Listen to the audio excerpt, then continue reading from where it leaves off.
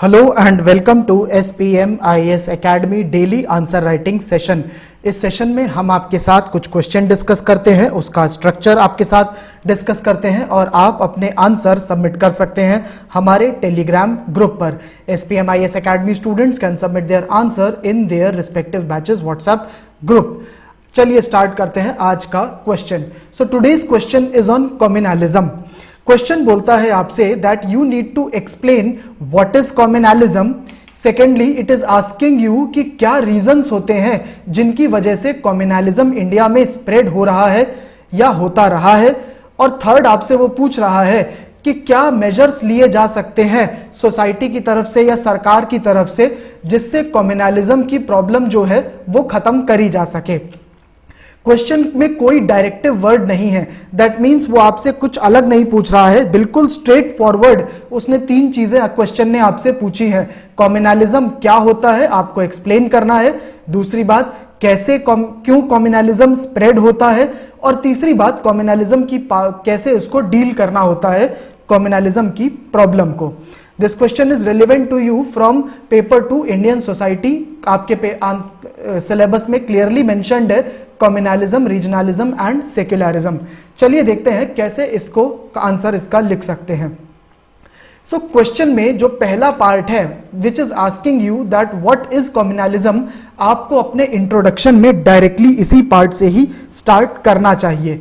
But before you answer what is communalism, let me tell you that what is exactly communalism. Communalism को समझने के लिए you will have to imagine this kind of a situation.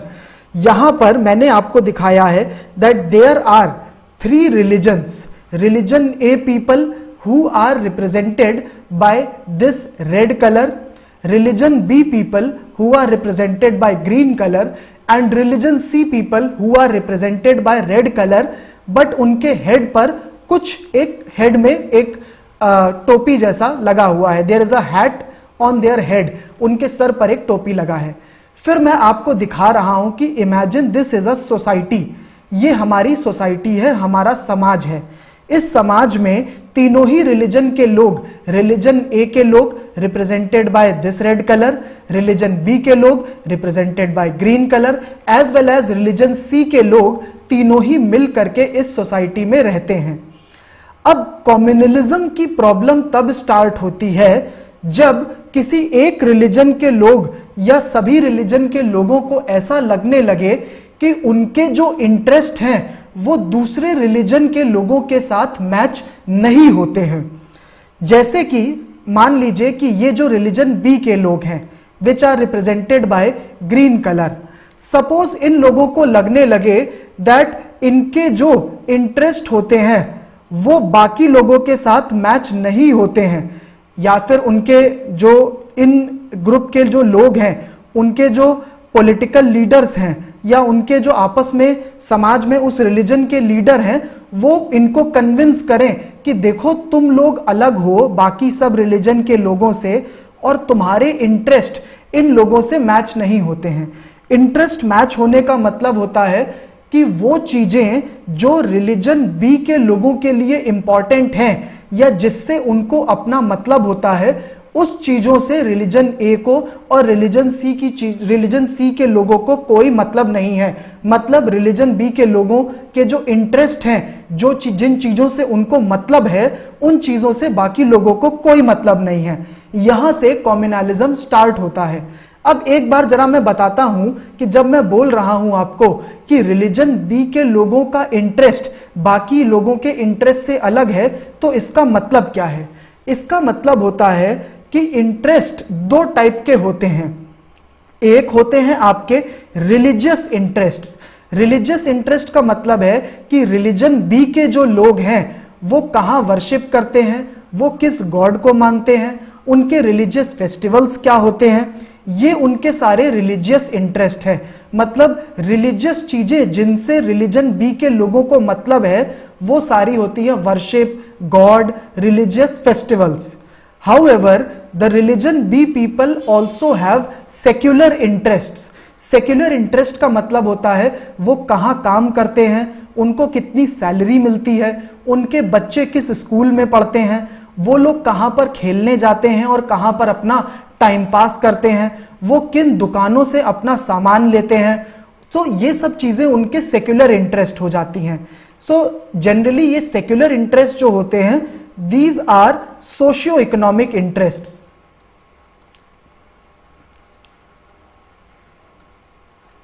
अब communalism की problem तब आती है जब ये रिलीजियस इंटरेस्ट्स और जो सेक्युलर इंटरेस्ट हैं, both are different from the other religions interest. मैं एग्जांपल लेकर के बताता हूं। सपोज इस केस में रिलीजन बी के लोग जो हैं, लेट अस सपोज इनको मैं बोल दूंगा मुस्लिम्स हैं, दीज आर मुस्लिम्स और followers of Islam in a society. अब इनके जो रिलीजन बी के लोग हैं, यानी जो मुस्लिम्स हैं, उनके जो लीडर्स होते हैं, वो लीडर्स आकर के कन्विंस करें मुस्लिम्स को कि देखो तुम्हारे जो इंटरेस्ट हैं वो मैच नहीं करते हैं बाकी लोगों के साथ में। Suppose these are Hindus, suppose these are Hindu and suppose these are Sikh. तो मुस्लिम को बोले कि देखो तुम्हारे जो इंटरेस्ट हैं वो बाकी लोगों के साथ मैच नहीं होते हैं। तो ये तो बात सही है कि मुस्लिम्स के जो रिलीजियस इंटरेस्ट हैं, जैसे कि मुस्लिम कहां पर वर्शिप करते हैं, वो अल्लाह को मानते हैं, उनके क्या फेस्टिवल होते हैं, ये तो बात बिल्कुल सही है कि वो बाकी लोगों से मैच नहीं होते हैं। लेकिन जब उनके रिलीजियस लीडर्स या उनके बाकी लीडर्स उनको कन्विंस करें मुस्लिम्स को कि देखो तुम लोग जहां पर काम करते हो या तुम्हें जितनी सैलरी मिलती है, तुम्हारे बच्चे जहां पर पढ़ते हैं, आप लोग जहां पर उठते बैठते हो, खेलने जाते हो, जिन दुकानों से अपना सामान लेते हो, वो सारी ही चीजें हिंदुओं से और सिखों से बिल्कुल अलग हैं, तब इसको बोल देते हैं this is the starting of the communalism. जहां पर मुस्लिम्स के जो सब इंटरेस्ट हैं वो हिंदू से और सिख से अलग हो जाते हैं। ऐसी सिचुएशन में जहां पर मुस्लिम्स के सारे इंटरेस्ट हिंदूज और सिख से अलग होने लगते हैं, ऐसा उसको लगता है, उनके लीडर्स जो हैं वो कन्विंस करने लगते हैं कि ऐसा ही है, आप लोग बिल्कुल अलग हो, आप हर तरीके से अलग हो जाते हो। This is the starting point of the communalism and as a result in this society यहां पर जो ये जो ग्रुप्स मैंने बनाए हैं, जो ग्रीन वालों को मिला करके ग्रुप्स बनाए हैं, इसको बोला जाने लगता है that this religion be people have formed their own social community.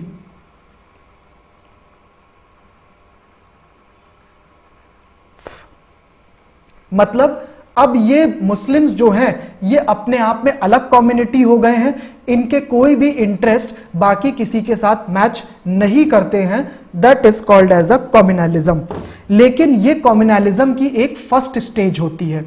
First stage में कम्युनलिज्म जो होता है वहां पर केवल इंटरेस्ट मैच नहीं करते हैं, इसी का ही एक एक्सट्रीम फॉर्म भी होने लगता है। एक्सट्रीम फॉर्म में जो रिलीजन बी के लोग होंगे, उनके जो लीडर्स होंगे, वो बोलेंगे कि देखो तुम लोग एक अपने आप में अलग कम्युनिटी हो, आप बिल्कुल एक अलग लोग हो, बाकी लोग एक अलग कम्युनिटी होते हैं, आप लोगों के इंटरेस्ट उनके साथ मैच नहीं होते हैं, और तो और आप लोगों के इंटरेस्ट उनके इंटरेस्ट के कॉन्फ्लिक्ट में होते हैं। मतलब जो हिंदूज के इंटरेस्ट हैं और जो मुस्लिम्स के इंटरेस्ट हैं उनके बीच में कॉन्फ्लिक्ट है, लड़ाई है। जिस जगह पर हिंदू लोग अपना काम करते हैं वहां पर मुस्लिम्स नहीं काम कर सकते हैं जिस कंपनी में, और जिस कंपनी में मुस्लिम्स करेंगे वहां हिंदू नहीं कर सकते। सिमिलरली जिस क्लब में या जिस जगह पर, जो मैदान में जहां पर मुस्लिम खेलते हैं वहां हिंदू नहीं जाएंगे, जहां हिंदू होते हैं वहां मुस्लिम नहीं जाएंगे। मतलब अब सेक्युलर प्लेसेस पर भी जिस स्कूल में मुस्लिम बच्चे पढ़ेंगे वहां हिंदू नहीं, जहां हिंदू वहां मुस्लिम नहीं। तो मतलब जो सेक्युलर इंटरेस्ट होते हैं वो भी अब दोनों के मैच नहीं करते हैं, और उसी चीज को वो बोलते हैं कि अब दोनों के बीच में कॉन्फ्लिक्ट हो रही है, हिंदू और मुस्लिम के बीच में कॉन्फ्लिक्ट है, हिंदू और मुस्लिम अब एक साथ नहीं रह सकते हैं। अगर किसी जगह पर हिंदू का स्कूल बनेगा तो वहां पर मुस्लिम का स्कूल नहीं हो सकता है, जहां मुस्लिम है वहां हिंदू का नहीं होगा, तो अब दोनों के बीच में कॉन्फ्लिक्ट है। और जब इसका एक और लेवल एक्सट्रीम फॉर्म होता है तब बोला जाता है कि जिस कंट्री में हिंदू रहेंगे वहां मुस्लिम नहीं रहेंगे, और अगर उस कंट्री में मुस्लिम है तो हिंदू नहीं रहेंगे। यही करा था मोहम्मद अली जिन्ना ने। हिस्ट्री में अगर आपने पढ़ा होगा पार्टीशन ऑफ इंडिया में, तो वो ऐसे ही स्टार्ट होता है। पहले बोला जाता है कि मुस्लिम एक अलग कम्युनिटी है क्योंकि उनके जो इंटरेस्ट हैं वो हिंदुओं से अलग हैं। पहले बोला जाता है कि उनके इंटरेस्ट अलग हैं, फिर बोला जाता है कि मुस्लिम्स के इंटरेस्ट मैच ही नहीं होते हैं और तो और उन इंटरेस्ट के बीच में कॉन्फ्लिक्ट आ जाएगी। दूसरी बात ये बोली जाती है। फिर तीसरी बात बोली जाती है कि कॉन्फ्लिक्ट आ रही है, एज अ रिजल्ट अब मुस्लिम को अलग अपनी एक कंट्री चाहिए, वो उनको उस कंट्री में वो रह ही नहीं सकते हैं। मैंने जितनी भी बात बताई थी, मैं सारी बातें आपको अभी एक फ्लो चार्ट के थ्रू पूरी बातें लिखवा दूंगा, डोंट वरी। सो ये पहले आपको समझ में आ जाना चाहिए कम्युनलिज्म कैसे स्टार्ट होता है। आ जाते हैं अब कम्युनलिज्म की डेफिनेशन पर। सो कम्युनलिज्म इज एन आइडियोलॉजी जो ऐसा मानती है कि रिलीजन ही एक नेशन का आधार होता है। Religion is the basis of nation, जैसा मैंने बताया था एक्सट्रीम फॉर्म में होता है, जहां पर बोला जाता है कि आप एक अलग कम्युनिटी हो, आपके इंटरेस्ट दूसरे के साथ मैच नहीं हो सकते हैं, आप उस कंट्री तक में नहीं रह सकते हो जिसमें दूसरे हैं, अब आपको एक अलग कंट्री चाहिए। दैट मीन्स अब रिलीजन के आधार पर एक कंट्री बनेगी, एक अलग नेशन बनेगा, और it is expressed by discriminating one's religion and its followers from the other. This is clear to you कि एक रिलीजन को दूसरे रिलीजन से डिस्क्रिमिनेट करा जाता है। ये एक डेफिनेशन है। This is one definition and it considers extreme form of the communalism. There is also another definition जो first stage of communalism पर बनी है। So communalism, ये थोड़ा सा उसके आगे मैंने लिखा है, in a broad sense means strong and unhealthy attachment, but जो मेन चीज है, communalism considers religion as the basis of social community, मतलब रिलीजन के आधार पर ही एक कम्युनिटी बनती है और उस कम्युनिटी के इंटरेस्ट बिल्कुल अलग होते हैं बाकी लोगों से। तो ये एक, आप दोनों में से कुछ भी लिख सकते हो, दोनों ही एनसीईआरटी से उठाई डेफिनेशन है, अपनी तरफ से मैंने कुछ नहीं लिखा है। You can write whatever you want to. आगे चलते हैं इसी बात को, जो एक मैंने कम्युनलिज्म के बारे में आपको बताया, जो एक डायग्राम से बताया, इसी चीज को जो मैंने टेक्स्ट में लिख करके दिया है, I will explain to you. The first stage होती है जहां पर बोला जाता है कि religion is the basis of social community. यहां पर जो स्टेप्स होती हैं, सबसे पहले एक रिलीजन के जो फॉलोवर हैं वो सब एक कम्युनिटी बना लेते हैं, वो अपनी एक अलग कम्युनिटी बनाते हैं। वो जो जिस कम्युनिटी के लोग हैं, उस रिलीजन के लोग जो हैं, उनके अपने सोशियो इकोनॉमिक इंटरेस्ट्स हो जाते हैं। जो मैंने आपको बता दिया था सोशियो इकोनॉमिक इंटरेस्ट क्या होते हैं, जैसे अपने स्कूल बना लेना, अपने प्लेग्राउंड्स बनाना, अपने अलग जगह पर काम करना, अपनी कंपनीज अलग है, अपनी सैलरी अलग है, अपना बिल्कुल अलग चला रहे हैं, अपनी अलग दुकानों से ही सामान लेना। तो ये सब उनके सोशियो इकोनॉमिक इंटरेस्ट अलग हो जाते हैं। और उसके बाद वो बोलते हैं, ये सब होने के बाद में, कि अब बाकी रिलीजन के लोग हमारी कम्युनिटी का पार्ट नहीं बन सकते हैं क्योंकि उनके इंटरेस्ट अलग है और मेरे इंटरेस्ट अलग है, हमारी कम्युनिटी के इंटरेस्ट अलग है, उनके इंटरेस्ट अलग है। ये पहली स्टेज है।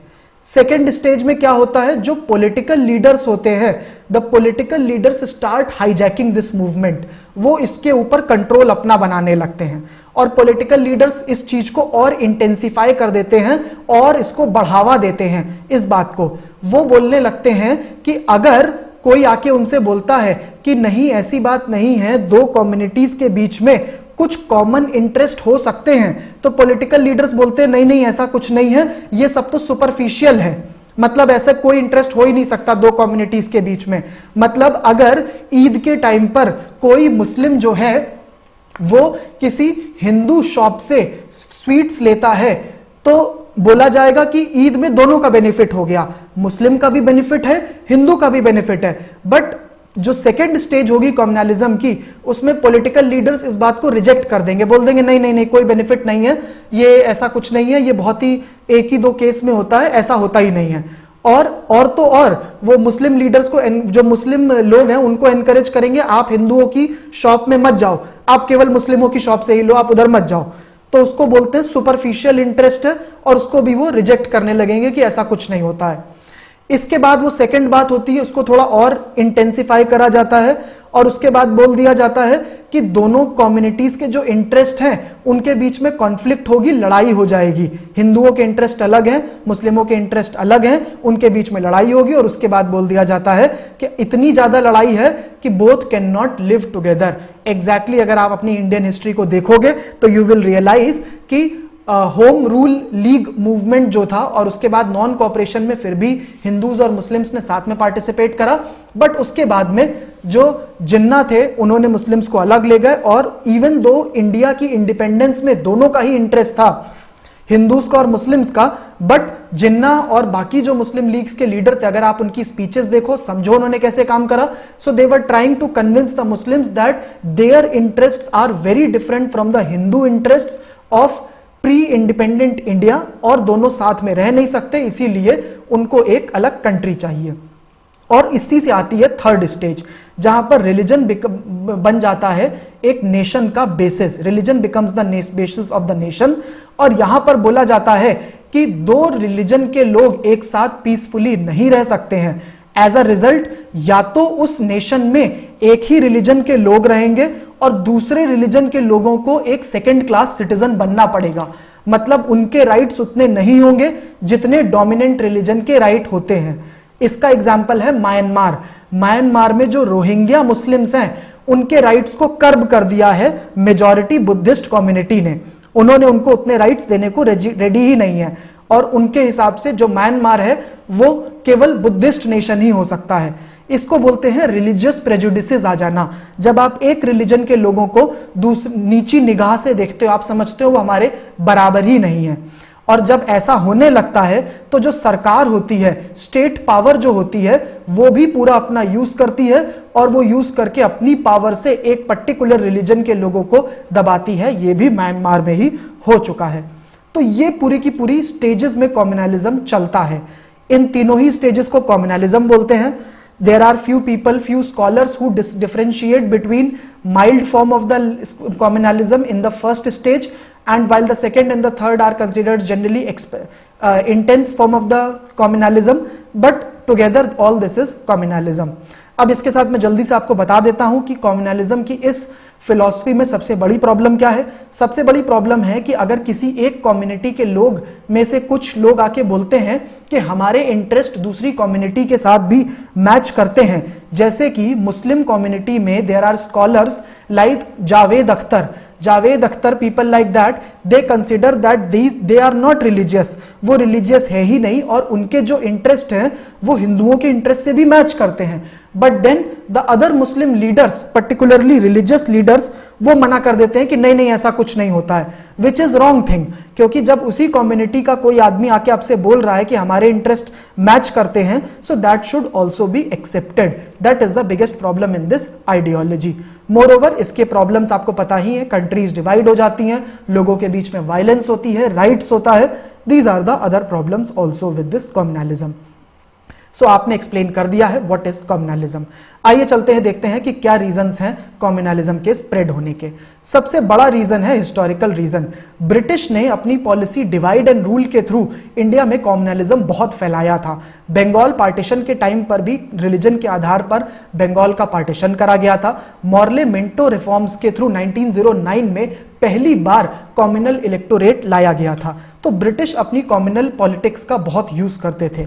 सेकेंडली रोल था हिंदू और मुस्लिम के जो रिवाइवलिस्ट मूवमेंट होते थे, जहां पर जो हिंदूज थे उनको बोला जाता था कि उनका जो एंशिएंट रिलीजन था, सनातन धर्म जिसको बोला जाता था, वो बहुत ही ग्लोरीफाइड था, वो बहुत ही अच्छा था, and we should go back to that ancient religion. Similarly Muslims के बीच में भी यही था। इसका एग्जाम्पल है वहाबी मूवमेंट इंडिया में था, आर्य समाज मूवमेंट था। आर्य समाज मूवमेंट ने शुद्धि मूवमेंट चलाया था, जिसको बोला जाता है that it was leading to the communal rift between the two societies. Similarly एक थर्ड हिस्टोरिकल रीजन है दैट इंडिया का जब पार्टीशन हुआ था पाकिस्तान के साथ, उस टाइम पर बहुत वायलेंस हुई थी, और जो इंडिया में लोग आए थे पाकिस्तान से, पर्टिकुलरली मुस्लिम्स, इंडिया में जो सिख आए थे और हिंदू आए थे, एज वेल एज जो बंगाली हिंदू आए थे, उनके बीच में बहुत ज्यादा जहर उनके दिमाग में भर गया था, क्योंकि जो पाकिस्तान में उनके साथ बहुत गलत एक्सरसाइजेज हुई थी। सिमिलरली पाकिस्तान में जो मुस्लिम्स गए थे उनके मन में भी जहर भर गया था, and all this has contributed to the rise of the communalism. So these are historical reason. Second comes the socio economic reasons. सबसे बड़ा सोशियो इकोनॉमिक रीजन है that there is a class division within the society.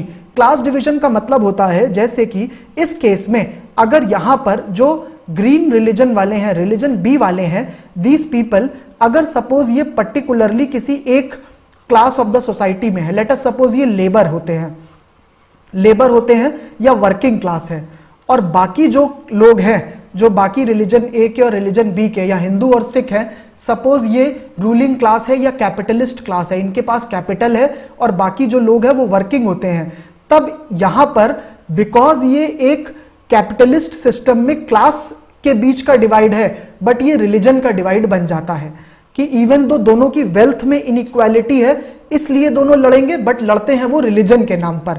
ये काफी common है India में। ये इसका example है, आपको हिस्टोरिकल मैं एग्जाम्पल दे रहा हूं। टीटू मीर मूवमेंट हुआ था, जहां पर जो पेजेंट्स थे वो मुस्लिम्स थे और वो हिंदू लैंडलॉर्ड्स के अगेंस्ट लड़ते थे।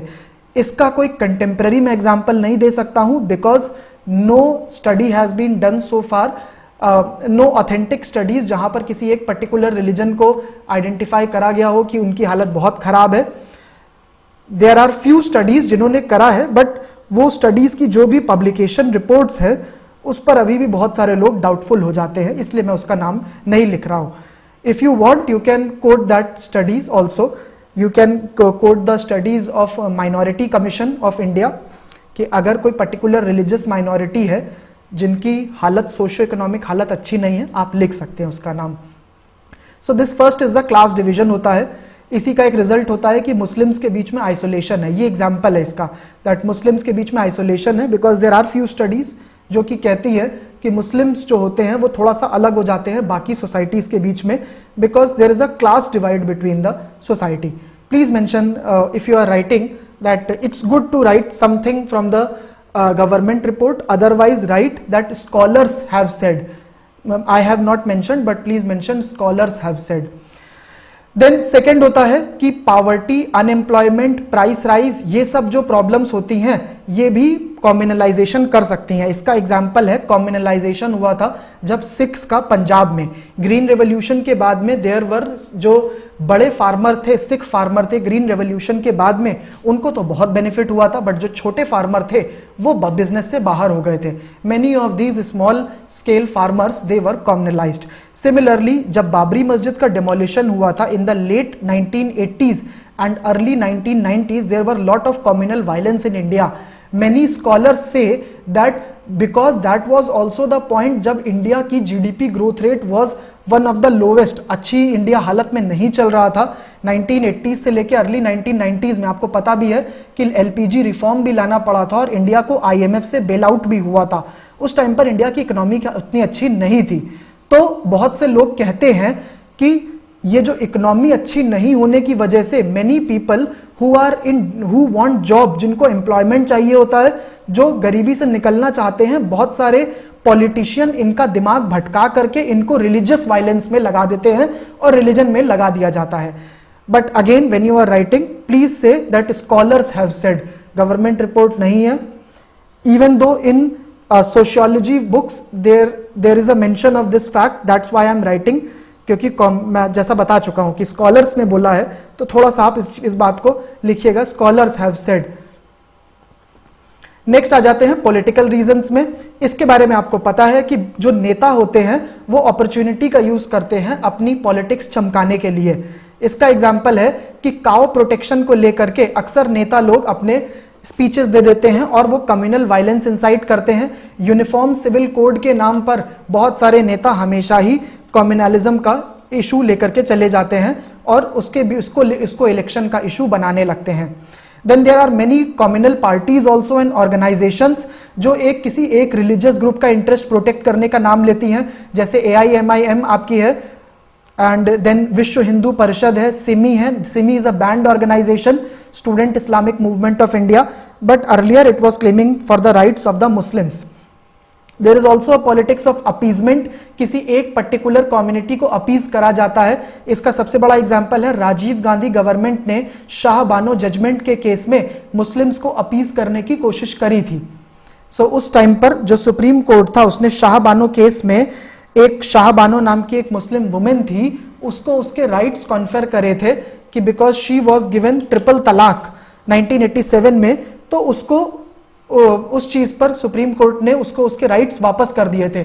But the parliament of India headed by Rajiv Gandhi government at that time reversed the judgement of the supreme court, और उसी बात को बीजेपी ने 2017 और से लेकर 19 तक जब ट्रिपल तलाक का इशू आया था, उसी बात को उन्होंने बोला था कि ये गलत हुआ है, और इसीलिए ट्रिपल तलाक protection of the rights of the Muslim women act पास भी हुआ है अभी हाल के ही दिनों में। सो थर्ड, इसके बाद का एक पॉइंट, छोटे पॉइंट है, इसमें सबसे बड़ा पॉइंट है administrative failure, that during the communal clashes, जब कम्युनल क्लैशेस होती हैं तब एडमिनिस्ट्रेशन अक्सर कुछ करती नहीं है। इसका सबसे बड़ा एग्जांपल है गोधरा में जब वायलेंस हुई थी, और उसके बाद गुजरात में जो राइट्स हुए थे, Narendra Modi government has been accused कि उनकी एडमिनिस्ट्रेशन ने कुछ करा नहीं, एज अ रिजल्ट राइट्स फैल जाते हैं। जब एक बार राइट्स हो जाते हैं दो कम्युनिटीज के बीच में, तो दोनों कम्युनिटीज के मन में बहुत जहर भर जाता है, बहुत ज्यादा उनके दिमाग में बातें भर जाती हैं, और वो बातें बहुत जनरेशंस तक भी नहीं जाती हैं। इसके बाद मीडिया का भी एक बहुत बड़ा रोल होता है। आपको पता है अभी तबलीगी जमात के केस में किस तरह से मीडिया ने बहुत ज्यादा इस इशू को बढ़ाया था, और एक पर्टिकुलर कम्युनिटी को ही दोष दिया जा रहा था कोरोना फैलाने के लिए। सोशल मीडिया अपने आप में, आपको पता है social media is an unregulated space. यहां पर भी अक्सर जो बहुत एक्सट्रीमिस्ट एलिमेंट होते हैं वो लोगों को वायलेंस के लिए भड़काते हैं और कम्युनलाइजेशन करते हैं। So these are the reasons for the spread of the communalism. इसके बाद देख लेते हैं किस तरह से कम्युनलिज्म को प्रिवेंट करा जा सकता है। सबसे इंपॉर्टेंट होता है एक स्ट्रॉन्ग लेजिस्लेशन चाहिए जिसके थ्रू कम्युनल वायलेंस को खत्म करा जा सके। इसके अलावा हमारा जो क्रिमिनल जस्टिस सिस्टम है, हमारी जो अदालतें हैं, इनमें भी रिफॉर्म्स की जरूरत है। यहां पर जो कम्युनल वायलेंस में इन्वॉल्व होते हैं इनका स्पीडी ट्रायल्स चाहिए होता है, और जो विक्टिम्स हैं उनको जल्दी से जल्दी कॉम्पनसेशन मिल जाना चाहिए होता है। इसके बाद एक प्रॉब्लम है कि जो माइनॉरिटी कम्युनिटी है इसका एडिक्वेट रिप्रेजेंटेशन नहीं होता है हमारे यहाँ पॉलिटिकल लीडरशिप में, और एज अ रिजल्ट उसको उनके राइट्स नहीं मिलते हैं। इसके अलावा लॉ एनफोर्समेंट जो एजेंसीज होती हैं उनमें भी रिप्रेजेंटेशन नहीं हो पाता है, और जो हमारी फोर्सेज है उसकी प्रॉपर ट्रेनिंग भी नहीं है। पुलिस ऑफिसर्स को भी ट्रेनिंग चाहिए होती है कि कैसे वो कम्युनल वायलेंस है उसको कैसे हैंडल करें। हमें अपने एजुकेशन सिस्टम में भी चेंज करने की ज़रूरत है, जिसमें हम बच्चों को बचपन से ही सिखा पाएं कि non violence, compassion, secular values ये सब क्या होती हैं। इसमें आप लिख सकते हैं कि रिसेंटली जो सिलेबस चेंज हुआ था उसमें सेक्युलरिज्म जो चैप्टर था उसी को ही हटा दिया गया था। सिविल सोसाइटी और एनजीओज हैं जो कि कम्युनल हार्मनी के लिए काम करते हैं, धर्मों के बीच में जो दो धर्मों को जोड़ते हैं, ऐसे जो एनजीओज हैं उनको भी सपोर्ट करा जाना चाहिए। So these are the measures to prevent the communalism. So question के 3 पार्ट थे, तीनों पार्ट को ही मैंने adequately dealt कर लिया है। The first part I have explained in detail, but you do not have to write so much. आप उसको simplify करके लिख सकते हैं, बाकी सेकेंड पार्ट पर आप बताएं। देखिए क्वेश्चन ये बहुत ही स्टैटिक है, बहुत सिंपल क्वेश्चन है, कुछ हाई फाई नहीं पूछा गया है, लेकिन जरूरी है यहाँ पर आप रिसेंट टाइम के एग्जाम्पल्स दें। कम्युनलिज्म को मैंने इसलिए कराया है because this issue is important. आपको पता है अभी फरवरी में दिल्ली में राइट्स हुए थे, कम्युनल राइट्स हुए थे, और उसके अलावा बाबरी मस्जिद का इशू जो है, आई एम सॉरी, बाबरी मस्जिद तो अब खत्म हो गया है, अब वो राम जन्म स्थान जो मंदिर है 5 अगस्त को मोदी जी इनॉग्रेट करने जा रहे हैं, उस पर भी वो भी एक कम्युनल पॉलिटिक्स का ही एग्जाम्पल माना जाता है। मैनी पीपल बिलीव दैट, तो इसलिए ये इशू इंपॉर्टेंट है, इस पर मैंने एक आंसर करा दिया है। इसका कंक्लूजन आप लिख सकते हैं कि कम्युनलिज्म ने इंडियन सोसाइटी को बहुत डिवाइड करा है, और अगर इंडिया सही में विश्व गुरु भारत का टाइटल चाहता है तो उसको सोसाइटी को यूनाइट करना पड़ेगा और कम्युनलिज्म को खत्म करना है। इसके अलावा मैंने आपको एक प्रैक्टिस क्वेश्चन भी दिया है, this is a case study, you can attempt this case study. This is it for today's session, thank you.